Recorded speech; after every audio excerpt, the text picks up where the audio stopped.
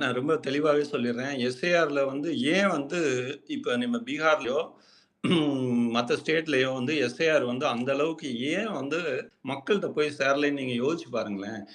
எத்தன பேர் வந்து எங்களுக்கு ஓட்டு இந்த எஸ்ஐஆர்னால போயிடுச்சுன்னு சொல்லி வந்து நின்னாங்க பீகார்ல. Chances are very few, very very few. எஸ்ஐஆர்னால எனக்கு பேரு வரலைன்னு ஓட்டு இல்ல போயிடுச்சு அப்படின்னு யாரும் பெரிய அளவுல போராட்டமோ, அ ஏதோ நடக்கல. ஆனா எஸ்ஐஆர்னால என்ன ஆயிருக்குன்னா, அ அந்த மாரி இறந்தவங்க, மாறி போனவங்க பியூரிஃபிகேஷன் நடந்திருக்கு. ஆல்மோஸ்ட் ஒரு பார்த்தீங்கன்னா, ஒரு 10 டூ 15% மேல வந்து வோட்டர் லிஸ்ட்ல இருந்து பெயர்கள் வந்து நீக்கப்பட்டது. அவங்கலாம் இறந்த பல காலமா நான் எலக்ஷன் கமிஷன்ல வந்து நான் எலக்ஷன் கமிஷன்ங்கிறத பாயிண்ட்ட வந்து நான் இன்னொரு விஷயமும் உங்களுக்கு சொல்லணும்னு நெனைக்கிறேன். எலக்ஷன் கமிஷன்ங்கிறது என்ன? எலக்ஷன் கமிஷன்ங்கிறது வந்து நீங்க டெல்லியில தான் வந்து சிங்கிள் மெம்பர் இருந்தாரு. யாரு? டிஎன் சேஷன் வரைக்கும் வந்து ஒரு சிங்கிள் மெம்பர் கமிட்டியா தான் கமிஷனா இருந்தது.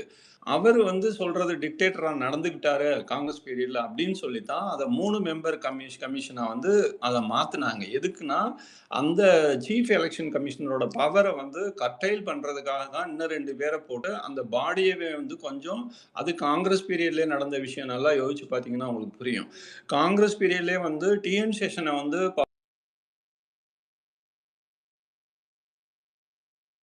அப்படின்னு சொல்லி அவரோட பவர்ஸ ரெஸ்ட்ரிக்ட் பண்றதுக்காக தான் அத வந்து 3 மெம்பர் கமிஷனா மாத்துனாங்க. அது டிஎம்கேயோட இது ஐ மீன் காங்கிரஸோட ரோல் அதுல இருக்கு. நெக்ஸ்ட் வந்து எலக்ஷன் கமிஷன் எஸ்ஏஆர்ல வந்து நல்ல குட் திங்ஸ் தான் இருக்கு.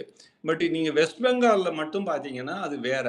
வெஸ்ட் பெங்கால் இஷ்யூவையும், ரெஸ்ட் ஆஃப் த இந்தியா இஷ்யூவையும் ஒண்ணா நம்ம பார்க்கக்கூடாது. வெஸ்ட் பெங்கால்ல என்ன ஆச்சு அப்டின்னா, அவங்க ஈஸ்ட் பெங்கால்ல இருக்கக்கூடிய முஸ்லீம் வந்து கல்ச்சுரலி, லிங்குவிஸ்டிக்கலி ஆல்மோஸ்ட் ஒரே மாரி இருப்பாங்க. அவங்கள வித்தியாசப்படுத்தி கண்டுபிடிக்கவே முடியாது. ஈவன் ஆக்சென்ட் கூட ஒரே மாரி தான் இருக்கும். அதனால தான் அவங்க பெரிய அளவுல வந்து இன்ஃப்ளக்ஸ் ஆனதா சொல்றாங்க. அவங்கள எல்லாம் எடுத்ததுனால, அவங்க வந்து மம்தா பானர்ஜிக்கு வந்து சப்போர்ட் பண்ணதாவும் அவங்க சொல்றாங்க. இத கரெக்ட்டா வந்து யார் பண்ணாங்கன்னா, பிஜேபி வந்து இதுக்காக ஒர்க் பண்ணாங்க. ஒரு காலத்துல பெங்கால்ல இதுக்கு முன்னாடி நீங்க பார்த்தீங்கன்னா, 27 வருஷம் வந்து கம்யூனிஸ்ட் பார்ட்டி தான் அங்க ரூல் பண்ணுச்சு. ஏன் கம்யூனிஸ்ட் பார்ட்டிய வந்து அத கன்டின்யூ பண்ண முடியல? ஜோதி பாசுவுக்கு அப்புறம் ஏன் அவங்களால கம்யூனிஸ்ட் பார்ட்டி இன்னைக்கு இவ்ளோ பேசுறாங்கல்ல, மார்க்சிசத்த பத்தி பேசுறாங்க, சோசியலிசம் பத்தி, வெல்ஃபேர் ஸ்டேட்ட பத்தி பேசுறாங்க. இவ்வளோலாம் பேசுறவங்க ஏன் கொஞ்சம் கொஞ்சமா குறைஞ்சு, இன்னைக்கு வந்து ரொம்ப சின்ன இடத்துக்கு போயிட்டாங்க. 2 எம்பியா, 5 எம்பியான்னு கூட நேஷனல் பூரா இருக்க ஒரு நேஷனல் பார்ட்டி தான் வந்து கம்யூனிஸ்ட் பார்ட்டி. அந்த பார்ட்டி ஏன் லாஸ்ட் இட்ஸ் கிரவுண்டுன்னு பார்த்தீங்கன்னா, அதுல இருக்கக்கூடிய சில விஷயங்கள் தான். அவங்களாலே வந்து பிராக்டிகலான, பிராக்மேட்டிக்கான ஒரு பாலிசிஸ குடுக்க முடியல. சேஞ்சஸ் இன்னைக்கு நடக்கக்கூடிய மாற்றங்களுக்கு தேவையான அளவு மாற்றத்த வந்து அந்த கட்சியில அவங்களால பண்ண முடியல. இன்னமும் அவுட்டேட்டட் விஷயங்கள பேசுறாங்க. மார்க்சிசம்லாம் படிக்கும்போது எனக்கு கூட அப்படியே புல்லரிச்சது. மார்க்சிசத்துல இருக்கக்கூடிய நீங்க கிளாஸ் கான்ஃப்ளிக்ட்டா இருக்கலாம். என்ன அதே மாரி இன்னர் கான்ட்ராடிக்ஷன்ஸு புஸ்வாசின்னா என்ன? புரொலிட்டேரியட் என்ன? பெட்டி புஸ்வாசி எப்படியும் புரொலிட்டேரியட் எல்லாம் சேர்ந்து எப்படி ஓவர் த்ரோ பண்ணுவாங்க? இதெல்லாம் படிக்கும்போது அப்படியே புல்லரிக்கும். பட் என்ன அப்படின்னு பார்த்தீங்கன்னா, எக்ஸிகியூஷன்ல பிராக்டிகலா பார்க்கும்போது, அது நிறைய இது வந்து அந்த பாலிசி வந்து கேட்கும்போது நல்லா இருக்கு. பட் பிராக்டிகலா பார்க்கும்போது அதோட சக்சஸ் ஆகல. Okay. Let us forget about this. Election commission வந்து தன்னிச்சையா பண்ணிட முடியுமா அப்படின்னு நீங்க கேட்டீங்கன்னா, எனக்கு தெரிஞ்ச வரைக்கும் சொல்றேன். எலக்ஷன் கமிஷன் அந்த இந்த எலக்டோர் ரோல் பிரிப்பேர் பண்ற வரைக்கும் வேணா பண்ணலாம். டேட்ஸ வந்து அவங்களுக்கு தகுந்த மாரி கன்வீனியன்ட்டா சிலத பண்ணலாம். பட் பெரிய அளவுல அவங்களால பண்ண முடியாது. எலக்ஷன் மெஷினரிங்கிறது ஒரு பெரிய இது. ஸ்டேட் லெவல்ல இருக்கக்கூடிய ஸ்டேட் கவர்ன்மென்ட் எம்ப்ளாயீஸ் தான் எலக்ஷன்ல வந்து ரிட்டர்னிங் ஆஃபீசராவோ, அசிஸ்டன்ட் ரிட்டர்னிங் ஆஃபீசராவோ, போலிங் ஆஃபீசராவோ, போலிங் பர்சனலாவோ வேலை பார்க்க போறாங்க. ஸோ அவங்க எல்லாம் வந்து பிஜேபி காரங்களாவே இருப்பாங்கலாம் நான் சொல்லல. எல்லா மாதிரியான மக்கள் இருக்காங்க. எல்லாரும் வந்து அந்த அளவுக்கெல்லாம் விலை போயிட மாட்டாங்க. Election commission play up to certain level தான்.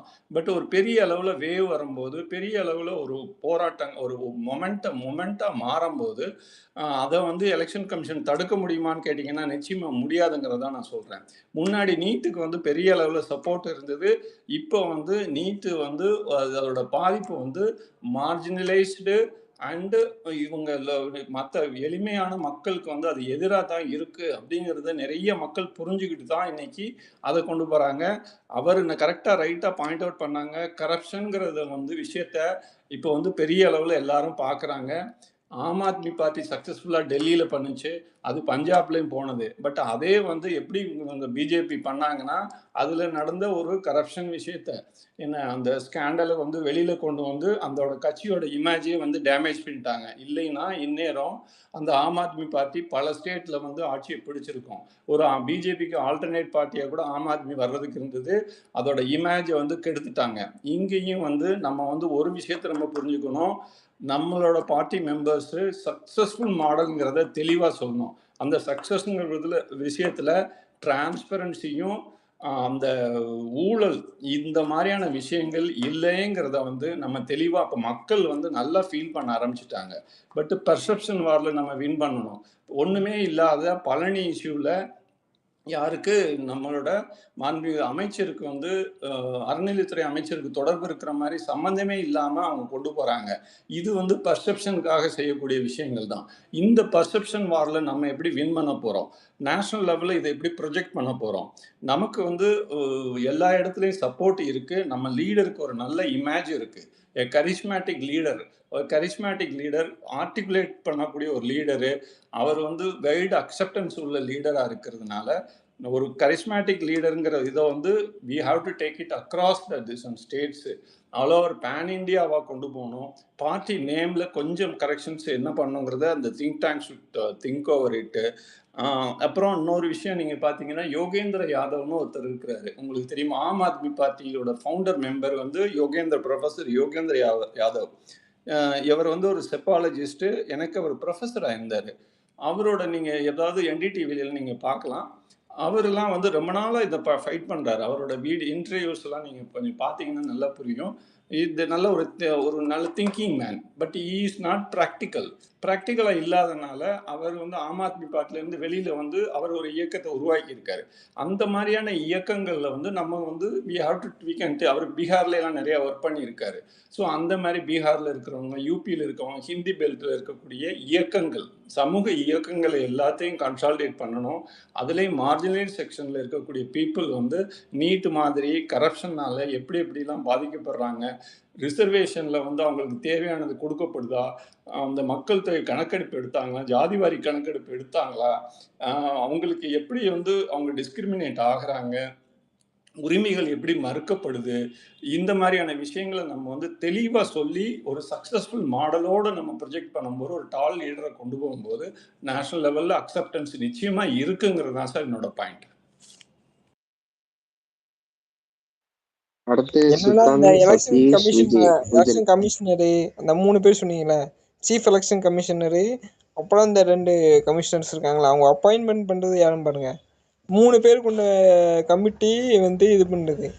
நீ வந்து prime minister, leader of opposition, அப்புறம் நீ வந்து ஒரு யூனியன் கேபினெட் மினிஸ்டரு, இந்த 3 பேர் தான் வந்து இந்த அப்பாயின்மெண்ட் பண்ணுவாங்க. அந்த இதில் நீங்கள் பார்த்தீங்கன்னா யாரோட பவர் அதிகமாக இருக்கும் பார்த்தீங்கன்னா, நீங்கள் வந்து ரூலிங் பார்ட்டியில் இருக்கவங்களோட இதுதான், அதோட ரிஃப்ளெக்ஷன் தான். நீங்கள் வந்து பீகாரில் எலெக்ஷன் நீங்கள் இந்த எஸ்ஐஆர் நடக்கும்போது இந்த பிரச்சனை, நீங்கள் வெஸ்ட் பெங்கால் ஆனது, இந்த ஈஸ்ட் பாகிஸ்தான் நீங்கள் சொன்னீங்களா, அந்த பங்களாதேஷி முஸ்லீம்ஸு, இதெல்லாம் நீங்கள் பக்காவான ஒரு பிஜேபியோட நேட்டிவ் தான். என்னன்னா நீங்கள் வந்து அப்படி சிட்டிசன்ஷிப் நீங்கள் எப்படி இந்த 40 லட்சம் பேர் அவங்க தூக்குனாங்க, அதுக்கான இது என்ன, எப்படி அவங்க யார் என்ன ஒரு இதுவுமே தெளிவான இதெல்லாம் இல்லை. சட்டுன்னு வந்தாங்க, நீ ஒரு குறிப்பிட்ட நம்பரான இதில் தூக்கிட்டாங்க எஸ்ஏஆரில். நீங்கள் அதுதான் வந்து வெஸ்ட் பெங்கால் நடந்தது. அதே மாதிரி தான் நீங்கள் வந்து இதில் ஃபஸ்ட்டு இது எஸ்ஏஆர் நடந்தது. அது நீங்கள் ஓடிச்ச உடனே நீங்கள் பெரிய பிரச்சனை ஆக்குனாங்க. ஆனால் அது பெருசாக இதாகலை. இன்னொன்று, ஐயோ வேலை பாயிண்ட் சொன்னீங்க மறந்துட்டேனே. ஜாலி நான் ஒண்ணு சொல்றேன். நீ சொல்ற விஷயம் வந்து பார்த்தா இன்னொரு 20 வருஷத்துக்கு இவங்கதான் வருவாங்கன்னு சொல்ற மாதிரி இருக்கே. பாசிபிள் இருக்குன்னு இருக்கியா உன் பாயிண்ட் பொறுத்து? இன்னும் 20 வருஷம் இல்லை, இன்னும் 50 வருஷம் ஆனாலும், ஐயோ இன்னும் 20 வருஷம் இல்லை, இன்னும் 50 வருஷம்.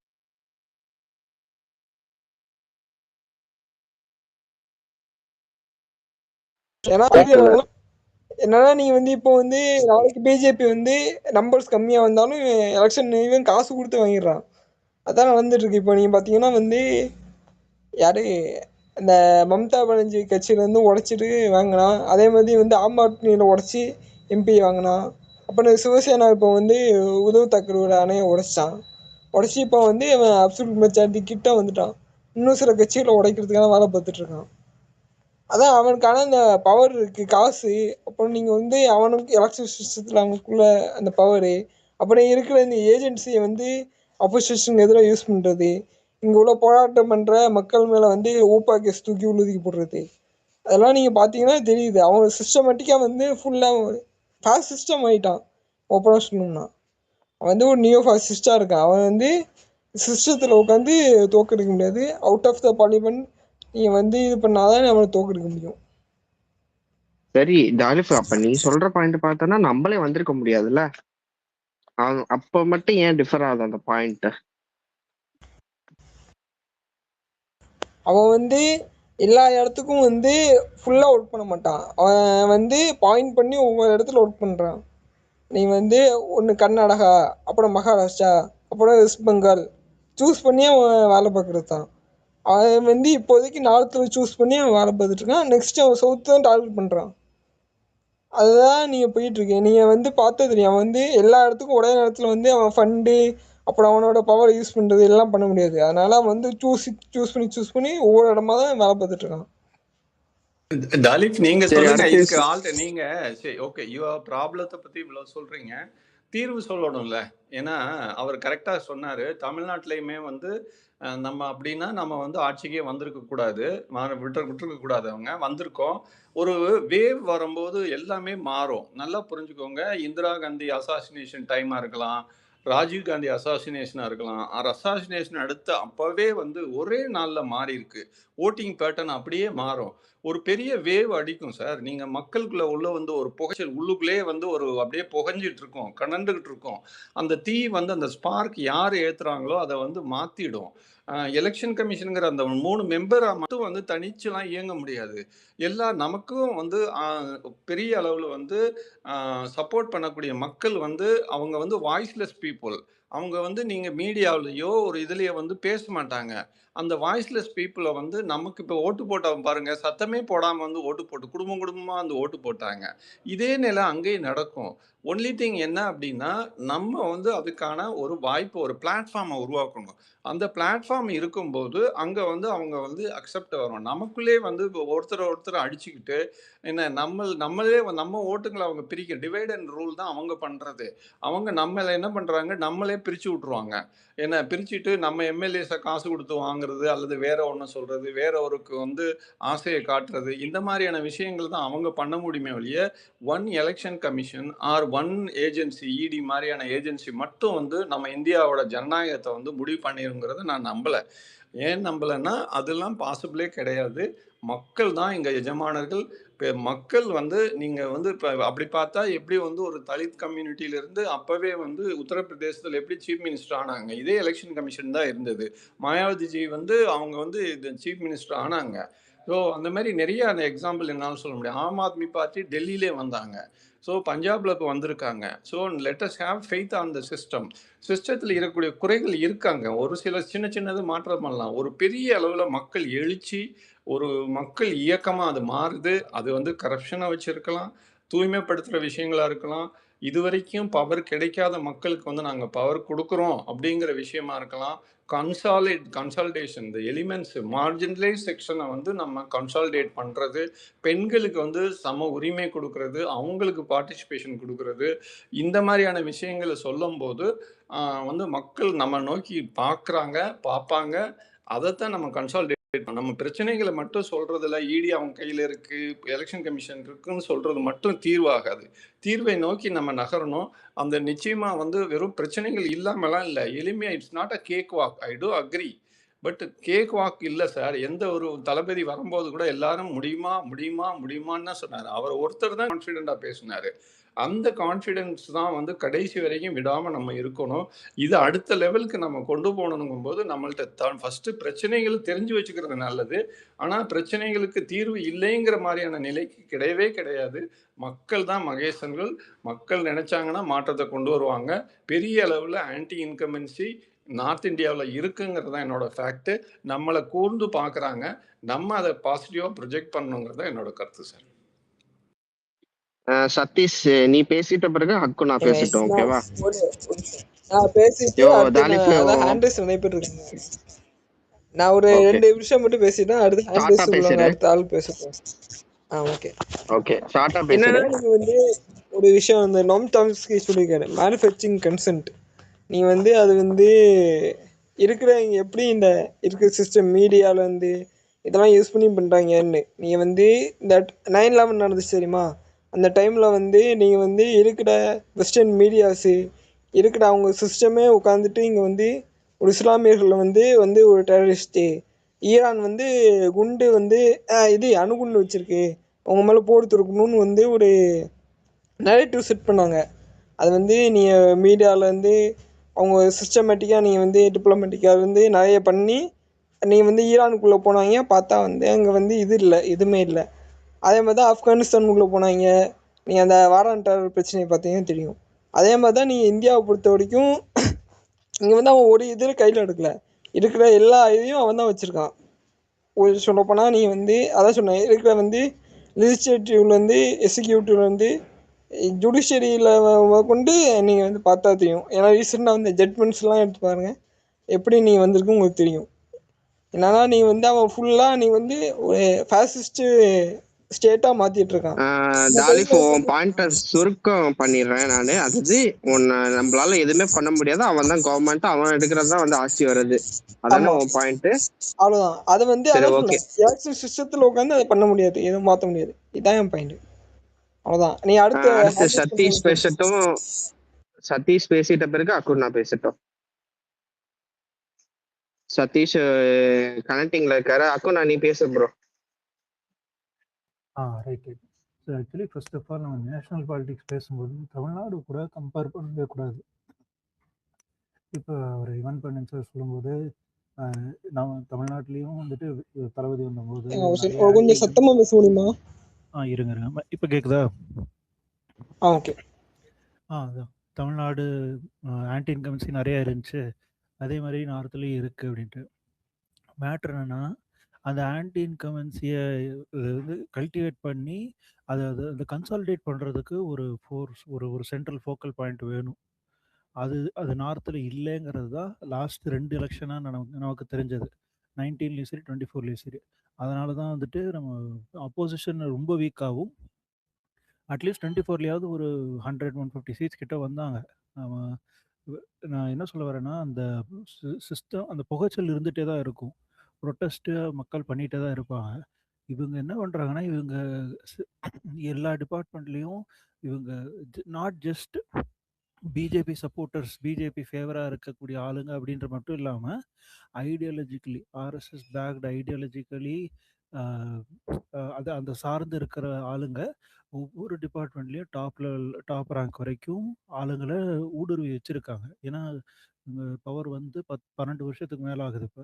ஸோ அவ்வளோ பண்ணுறதுனால அதை நம்ம ரெசிஸ்ட் பண்ணோன்னா அதை பற்றி நம்ம கண்டினியூஸாக பேசிகிட்டே இருக்கணும்.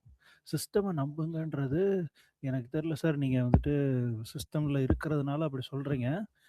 ஒரு ஜென்ரல் ஆடியன்ஸாக, ஒரு பொதுமக்களாக சிஸ்டமை நம்புங்கன்றது எனக்கு ரொம்ப ஒரு ஒரு பயமாக இருக்குது இந்த ஸ்டேட்மெண்ட்டே. ஏன்னா சிஸ்டம் நம்புற மாதிரி இல்லை, ஏன்னா இதில் தானே நம்ம வாழ்கிறோம். அதை நம்ம எதிர்த்து கேள்வி கேட்டுகிட்டே இருக்கணும், அதில் இருக்கிறவங்கள அக்கௌண்டபிளாக வச்சுட்டே இருக்கணும். அப்போ தான் நமக்கு வந்துட்டு அந்த சிஸ்டம் படிப்படியாக மாறும்.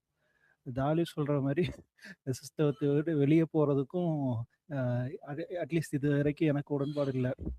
சிஸ்டத்துக்கு உள்ளே வந்தால் தான் அந்த சிஸ்டத்தை மாற்ற முடியும். சிஸ்டத்தை விட்டு வெளியே மாற்றுறதா அது பெரிய புரட்சி. அது 100 கோடி பேர் 150 கோடி பேர் எல்லாரும் சேர்ந்து பண்ணாதான் அந்த புரட்சி நடக்கும்.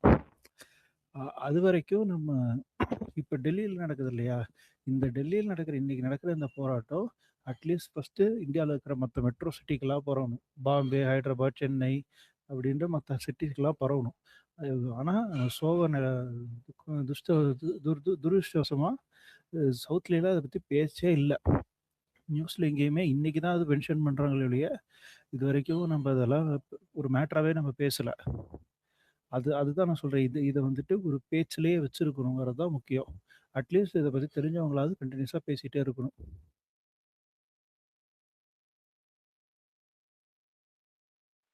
வேலு நீங்க பேசுனா பேசுங்க.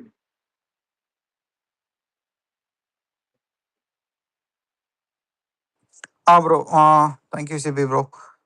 எனக்கு ஒரே பாயிண்ட் தான். அவர் தலீப் சொன்னதும் ஒரு பாயிண்ட்டு, பாண்டியன் சார் சொன்னதும் ஓகே தான். நம்ம சிஸ்டத்தை பிலீவ் பண்ணோம். பட் போகிற ஸ்டெப்ஸ் வந்துட்டு பார்த்தீங்கன்னா எதுவுமே வந்துட்டு நம்புற மாதிரி இல்லை நமக்கு.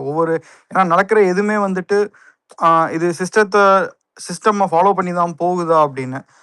ஆனால் ஒன்று என்னென்னா, தமிழ்நாட்டில் வேவ் அடிச்சது ஓகே. பட் தமிழ்நாட்டில் வந்துட்டு அவங்க நினச்சிருந்தாலும்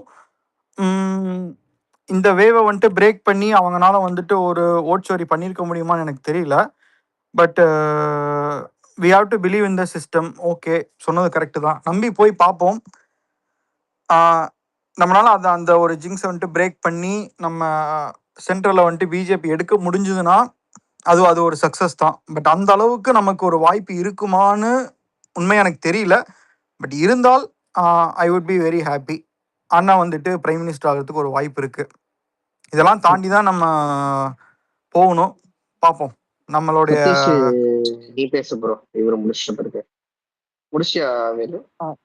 அதான் ப்ரோ, நம்ம போவோம். நம்ம நம்பிக்கையோட பாண்டியன் சார் சொன்னதோ ஒரு நம்பிக்கை, தலீப் சொன்னதோ ஒரு பாயிண்ட் தான். பட் இது எல்லாத்தையும் தாண்டி நம்மளோட ஸ்டெப்பை வந்துட்டு எடுத்து வைப்போம் all over the India. Satish நீ பேசியா?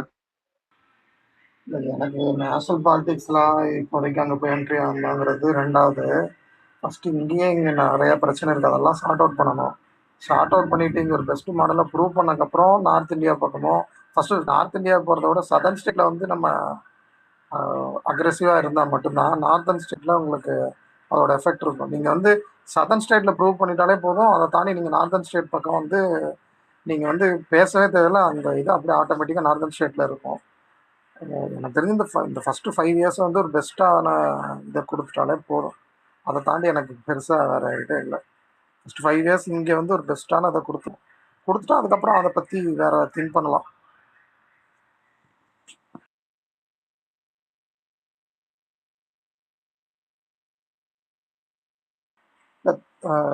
வேலு இருக்கீங்களா வேலு ப்ரோ?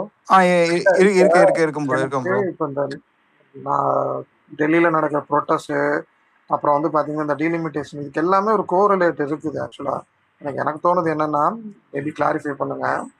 என்னென்னா, நீங்கள் இந்த டீலிமிட்டேஷனை வந்து பார்த்தீங்கன்னா இந்த மக்கள் தொகை அதிகரிப்பு, வேலை இல்லாமல் போகிறது, இதெல்லாமே வந்து சதர்ன் ஸ்டேட்டில் ஓரளவுக்கு ஒரு கைக்குள்ளே எல்லாமே ஒரு கண்ட்ரோலில் வச்சுருக்காங்க. நார்தர்ன் ஸ்டேட்டில் கவர்மெண்ட்டே இர்ரெஸ்பான்சிபிளாக இருக்கிறானுங்க. அதோட வெளிப்பாடு நீங்கள் வந்து பார்த்தீங்கன்னா இப்போ இந்த ப்ரொட்டஸ்ட் அது இது நடந்துட்டு இருக்குது, அதெல்லாம் ஒன்று. இன்னொன்று, அங்கே இருக்கிற பீப்புளுக்கு அவேர்னஸ் ரொம்ப ரொம்ப கம்மியாக இருக்குதோ. ஏன்னா இங்கே நார்த் இந்தியாவில் வந்து பாப்புலேஷன் எல்லாமே என்ன பண்ணுறாங்க அப்படின்னா, அவங்கள வந்து ஒரு சோர்ஸ் ஆஃப் இன்கம்மாகவே பார்க்குறாங்க. எப்படி அப்படின்னா, ஒரு வீட்டில் 6 குழந்தைங்க இருக்கிறனால அஸ் அ கவர்மெண்ட்டாகவே அவங்கள கண்ட்ரோலே பண்ண முடியல. அது என்னன்னு எனக்கு தோணுது அந்த மாதிரி. மேபி உங்களுக்கு அதை பற்றி என்னன்றதை சொல்லுங்கள். ப்ரோ இப்போ பேசுனது யாரு? Satish. Satish. Okay bro. Delimitation okay தான், நீங்கள் சொன்னது கரெக்டு தான். பட் அது வந்துட்டு அந்த பாப்புலேஷனை வச்சு அந்த பில் வந்துட்டு எப்படி அவங்க பார்லிமெண்ட்டுக்குள்ளே கொண்டு வராங்கன்னு தெரில. பட் என்னன்னா, இப்போ அவங்க வந்துட்டு இதுக்கு முன்னாடி வந்துட்டு ஐ திங்க் ஹாஃப் த இது வந்துட்டு இன்க்ரீஸ் பண்ணாங்கன்னு நினைக்கிறேன் எல்லா ஸ்டேட்லேயும். அது வந்துட்டு எப்படி பார்த்தாலும் அட்வான்டேஜ் வந்துட்டு அது வந்துட்டு நார்த்துக்கு தான் போகும். எப்படி பார்த்தாலும் டீலிமிட்டேஷன் பண்ணாங்க, ஏன்னா அங்கே ஸ்டேட்ஸ் அதிகம், சீட்ஸும் அதிகம் எல்லா ஸ்டேட்லேயும். ஐ திங்க் உத்தரப்பிரதேஷ், மகாராஷ்டிராலாம் பார்க்கும்போது. பட் அதெல்லாம் தாண்டி வந்துட்டு எந்த கவர்மெண்ட், நீங்கள் சொன்ன அந்த கவர்மெண்ட் வந்துட்டு இரஸ்பான்சிபிள் அப்படிங்கிறத வந்துட்டு ஓகே தான், ஒரு சில கவர்மெண்ட் நம்ம சொல்லலாம்.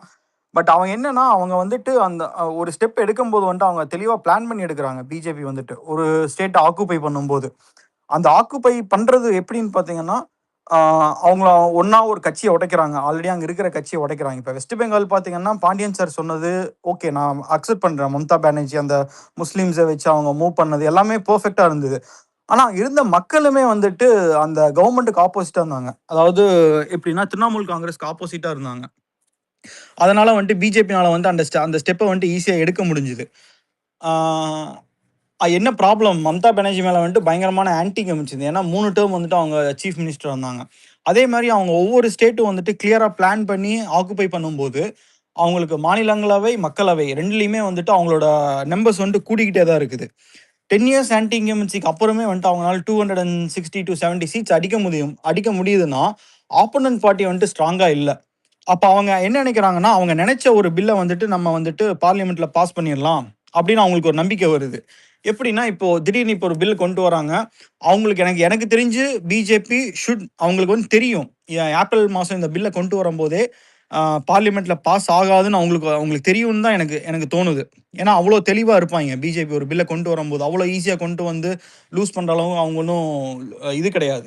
அவ்வளோ சிம்பிளாக எடுத்துக்க மாட்டாங்க அந்த பில்லை. ஏன்னா அவங்க அதை வந்துட்டு பாலிடிக்ஸ் பண்ணணும்னு சொல்லி தான் அந்த பில்லை கொண்டு வந்ததே. அப்போ என்னன்னா, இப்போ திரும்பவும் வந்துட்டு அவங்க என்னன்னா ஒவ்வொரு இடத்துலையும் உடைக்கிறாங்க. அவங்க டிஎம்கே, எனக்கு தெரிஞ்சு அவங்க டிஎம்கே கிட்ட அவ்வளோ சீக்கிரம் போக மாட்டாங்க அந்த பில்லை பாஸ் பண்ணுறதுக்கு. எய்தர் அவங்க வாக் அவுட் தான் பண்ண வைப்பாங்க, அவங்களுக்கு ஃபேவராக ஓட் பண்ண வைக்க மாட்டாங்க. அப்போ என்னன்னா, இந்த பில்லெல்லாம் பாஸ் பண்ணும்போது மோடியோட டேர்ம் எண்ட் ஆக போகுது. அவங்களுக்கு தேவை 2 பில் வந்துட்டு எனக்கு தெரிஞ்சு அவங்க 2 பில் பாஸ் பண்ணணும் தான் சொல்கிறாங்க. பிஜேபிக்காரங்க சொல்கிறது ஒன் நேஷன் ஒன் எலெக்ஷன், ரெண்டாவது வந்துட்டு என்ன பில்னா இந்த டீலிமிட்டேஷன். இது ரெண்டுமே வந்துட்டு மோடியோட டேர்ம்லேயே நம்ம கொண்டு வந்துடணும் அப்படின்னு அவங்களுக்கு ஒரு எண்ணம். ஏன்னா இதை தாண்டி போயிட்டாங்கன்னா அவங்களால வந்துட்டு மூவ் பண்ண முடியாது, எந்த பில்லுமே அவங்களால பாஸ் பண்ண முடியாது. அப்போ அவங்க எல்லா ஸ்டேட்டையும் உடைச்சு இருக்கிற கட்சிகள் மொத்தத்தையும் உடைச்சு அவங்களோட ஆளுமையை வந்துட்டு இன்க்ரீஸ் பண்ண தான் பார்க்குறாங்க பிஜேபி. அப்போ அவங்க எல்லாத்தையுமே வந்துட்டு ஈஸியாக விட்டுறாங்க. ஓகே, இதை முடிச்சிடலாம், நம்ம இதை முடிச்சிடுவோம்னு சொல்லிட்டு ஒரு ஸ்டெப்பாக மூவ் பண்ணிகிட்டே இருக்காங்க. ஆனால் ஏதோ ஒரு இடத்துல அவங்களுக்கு அந்த சர்க்கிள் இருக்கும். அந்த சர்க்கிளை எடுத்து காங்கிரஸ்னால முன்னேற முடியுமா அப்படின்னு கேட்டிங்கன்னா, ராகுல் காந்திக்கு அந்த ஒரு ஆளுமை கிடையாது ராகுல் காந்திகிட்ட. அப்போ அந்த இடத்துல தான் நம்ம அண்ணன் வந்துட்டு மேலே வராரு. அண்ணன் அந்த ஸ்டெப்பை எடுத்து மேலே கொண்டு போகணும், அந்த ஜிங்ஸை வந்துட்டு டோட்டலாக உடைக்கணும். அதனால தான் நான் என்ன சொல்கிறேன்னா, அந்த கரப்ஷனை வச்சு தான் நம்ம மூவ் பண்ண முடியும். நம்ம திரும்பவும் வந்துட்டு நீட்டெல்லாம் எடுத்தோம்னா கண்டிப்பாக வேலைக்கே ஆகாது. நீட்டு கொண்டு போனோம்னா, ஏன்னா இது ஆல் ஓவர் இந்தியா அவங்க கொண்டு வந்து இம்ப்ளிமெண்ட் பண்ணிட்டாங்க இந்த ஒரு சிஸ்டமை. அப்போ நம்ம வந்துட்டு வேற ஒரு இம்ப்ளிமெண்ட்டை தான் நம்ம கொண்டு போக முடியும். அப்போ அது என்னன்னா கரப்ஷனை வந்து நம்ம ஒழிப்போம் அப்படின்னு சொல்லிட்டு பிஜேபிக்கு எதிராக வந்து நம்ம ஒரு கோஷத்தை எழுப்பி, அது நம்மளா எழுப்பக்கூடாது, டிவிகேலேருந்து தமிழ்நாட்டு மக்கள் வந்துட்டு அதை கொண்டு போகணும், இந்த கோஷத்தை வந்துட்டு மேலே கொண்டு போகணும். நான் விஜய் வந்துட்டு மேலே வந்தார் அப்படின்னா சென்டரில் வந்துட்டு he can able to rule the country அப்படிங்கிறத வந்துட்டு ப்ரூவ் பண்ணணும். அதை ப்ரூவ் பண்ணால் மட்டும்தான் நம்மளால் மேலே வர முடியும், அதை உடைக்க முடியும், பிஜேபியோட அந்த ஒரு ஆளுமையை உடைக்க முடியும். அது எவ்வளோ சீக்கிரம் அண்ணன் பண்ணுறாருன்னு நம்ம பொறுத்து தான் பார்க்கணும். ஆனால் நம்ம இங்கே இருக்கிற சிஸ்டமே நம்மளை வந்துட்டு மூவ் பண்ண விட மாட்டேங்குது அவ்வளோ சீக்கிரமாக. அவ்வளோ கரப்ஷன் வந்துட்டு ஊறி இருக்குது. ஒரு ஒரு ஒரு பியூரோக்ரஸியை வந்துட்டு உடைக்கிறது அவ்வளோ ஈஸி கிடையாது. பட் அதை தாண்டி நம்ம உடைச்சோன்னா we can able to prove. அதான் வந்துட்டு என்னுடைய ஒரு நம்பிக்கை. தேங்க்யூ ப்ரோ, டைம் கொடுத்ததுக்கு. டாலிக் நீ பேசு ப்ரோ. அடுத்த ஐவன் சார் 2 ஷார்ட்டா பாயிண்ட் பேசுறீங்க. ஐயோ மறந்து போகுது. சரி அவர் பேசட்டும், அடுத்து பேசுறேன். ஐவன் சார் ஷார்ட்டா ஓகே முடிச்சிருங்க. ஓகே ஓகே நான் ரொம்ப ஷார்ட்டாக முடிச்சிடறேன்.